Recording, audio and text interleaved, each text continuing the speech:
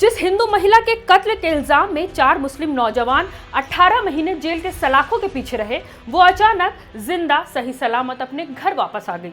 जी हां, मध्य प्रदेश के मंदसौर के भानपुरा तहसील में चौंकाने वाला मामला सामने आया है। 1.5 साल से जिस ललिता बाई को लोग मरा हुआ मान रहे थे, वो अचानक अपने घर लौट आई और थाने पहुंचकर अपने जिंदा होने का बयान दिया है। उसके बच्चे, उसका परिवार, पड़ोसी और खासकर मंदसौर और झाबुआ जिलों की पुलिस जो है वो हैरान है, परेशान है। पुलिस इसलिए परेशान है क्योंकि जिंदा महिला के मर्डर के इल्जाम में 4 मुस्लिम युवकों को 1.5 साल सलाखों के पीछे रखा, जिससे पूरा मामला, पुलिस की पूरी कार्रवाई अब सवालों के घेरे में आ गई है। पहले आपको पूरा मामला बताते हैं, जिसके बाद आपको ये समझ में आएगा कि मामले की ठीक से जांच पड़ताल तक नहीं की गई। बिना किसी आधार के, बिना किसी सबूत के, सिर्फ मुस्लिम नाम होने की वजह से 4 मुस्लिम युवकों को हत्यारा मानकर गिरफ्तार कर लिया गया। 35 साल की ललिता बाई सितंबर 2023 में मंदसौर के गांधी सागर इलाके से लापता हो गई, जिसके बाद उनके पिता ने मध्य प्रदेश के झाबुआ थानला शहर में उसकी गुमशुदगी की रिपोर्ट दर्ज कराई। 9 सितंबर 2023 को थानला क्षेत्र में पुलिस को एक महिला की डेड बॉडी मिली, जिसका सिर कुचला हुआ था। पुलिस ने उस डेड बॉडी को ललिता का शव मानकर उसके घर वालों को दे दिया। ललिता के पिता के साथ कुछ रिश्तेदार उस डेड बॉडी को देखने के लिए आए। टैटू और पैर में बंधी काली डोरी के आधार पर उसकी पहचान अपनी बेटी के तौर पर की, यानी घर वालों को भी यही लगा कि लाश उनकी बेटी की ही है। पुलिस ने लाश को घर वालों के हवाले कर दिया। इतना ही नहीं, घर वालों ने उस लावारिस लाश को बेटी का शव मानकर अंतिम संस्कार भी कर दिया। इस मामले में थानदा पुलिस ने 4 मुस्लिम युवकों पर हत्या का मामला दर्ज कर लिया और भानपुरा के इमरान, शाहरुख, सोनू और इजाज को आरोपी बनाकर जेल भेज दिया। आपको बता दें कि जिस महिला की बॉडी मिली थी, सीसीटीवी कैमरे से पता चला कि उसका ट्रक से एक्सीडेंट हुआ था और पुलिस ने ट्रक भी जब्त कर लिया था। 1.5 साल के बाद जब महिला वापस आ गई तो उसके पिता उसे लेकर थाना पहुंचे, जहां पर ललिता बाई ने बताया कि वो शाहरुख नाम के एक शख्स के साथ घर से अकेली निकली थी। निकलने के बाद भानपुरा चली गई, वहां 2 दिन शाहरुख के साथ थी।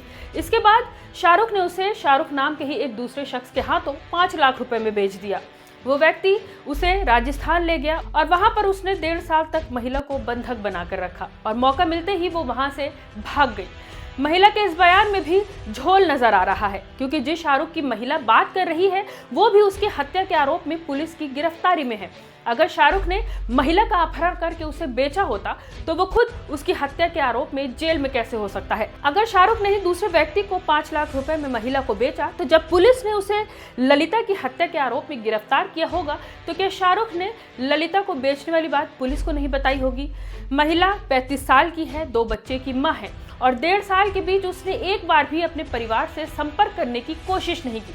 महिला का कहना है कि उसके पास फोन नहीं था, इस वजह से वो अपने घर पर कांटेक्ट नहीं कर पाई। इस पूरे मामले में पुलिस की कार्रवाई पर भी बड़ा सवाल उठता है। क्या सिर्फ शक के आधार पर 4 मुसलमान लड़कों पर हत्या का मुकदमा लगा दिया, उन्हें आरोपी बनाकर 1.5 साल तक जेल में रखा? पुलिस को जिस महिला की लाश मिली थी वो कौन थी और उसे किसने मारा? अगर उस महिला की मौत ट्रक एक्सीडेंट से हुई थी, जैसा कि सीसीटीवी कैमरे में देखा गया, तो फिर 4 मुस्लिम युवकों को किस आधार पर हत्या का आरोपी बनाया गया? बिना किसी जांच के उस लाश को ललिता का बता दिया गया और उसके घर वालों को कैसे सौंप दिया गया? कई सारे सवाल हैं जो पुलिस की कार्रवाई को सवालों के घेरे में खड़ा करता है। इसके साथ ही गायब हुई महिला ने वापस आकर जो बयान दर्ज कराया, उसमें भी कहीं ना कहीं गड़बड़ी ही नजर आ रही है। महिला 35 साल की है, 2 बच्चों की मां है। उसके बयान के मुताबिक वो अपनी मर्जी से शाहरुख के साथ घर से भागी थी। अगर शाहरुख ने ही महिला को किसी और को बेचा था तो शाहरुख ने ये बात पुलिस को क्यों नहीं बताई? मर्डर के आरोप में 1.5 साल तक जेल में रहकर चुप कैसे रहा? एक छोटे से केस ने पुलिस की इतनी बड़ी गड़बड़ी की पोल खोल कर रख दी। अगर महिला वापस ना आती तो चारों न जाने कब तक मौत के इल्जाम में जेल की ही सजा काट रहे होते। ये तो सिर्फ एक केस है, सोचिए ऐसे न जाने कितने केस होंगे जहां पर बिना किसी प्रॉपर कार्रवाई के लोगों को, स्पेशली मुसलमानों को, सिर्फ आरोप के आधार पर सालों साल जेल में रखा जाता है। मैं हूं रूबा अंसारी और आप देख रहे थे मिल्लत टाइम्स। इस रिपोर्ट पर आपकी क्या राय है? इस केस में आपको क्या क्या गड़बड़ी नजर आ रही है? हमें कमेंट करके जरूर बताएं।